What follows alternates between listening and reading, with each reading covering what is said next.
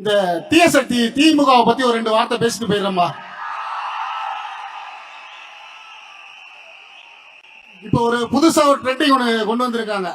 இந்த 4.5 வருஷமா இல்லாத ஒரு விஷயத்த இப்போ ஒரு விஷயத்த கொண்டு வந்திருக்காங்க. ஒரு 3 பக்கம் ஒரு ஃபார்ம் எடுத்துக்கிட்டு வீடு வீடா போயிட்டு உனக்கு கவர்மெண்ட் வேலை தரேன், உன் இடத்துக்கு பட்டா தரேன், உனக்கு வந்து இபி லைன்லாம் ஃப்ரீயா பண்ணி தரேன், மோட்டர் லைன் ஃப்ரீயா பண்ணி தரேன், இப்படியான விஷயத்தங்களை வந்து விமர்சனம் பண்ணிட்டு இருக்காங்க.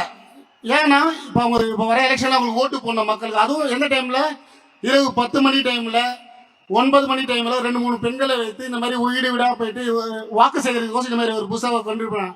நான் கேட்குறேன், இந்த 4.5 வருஷமா எங்கடா போனீங்க நீங்களா? இந்த 4.5 வருஷம் எங்க போனீங்க? இவ்வளவு வருஷம் இல்லாத ஒரு விஷயத்த எலெக்ஷன் வரதுக்கு 2 மாசத்துக்கு முன்னாடி வீடா போயிட்டு உங்களுக்கு பட்டா தரேன், வீடு தரேன், ஏன் இதுக்கு முன்னாடி செய்ய வேண்டியது தானே?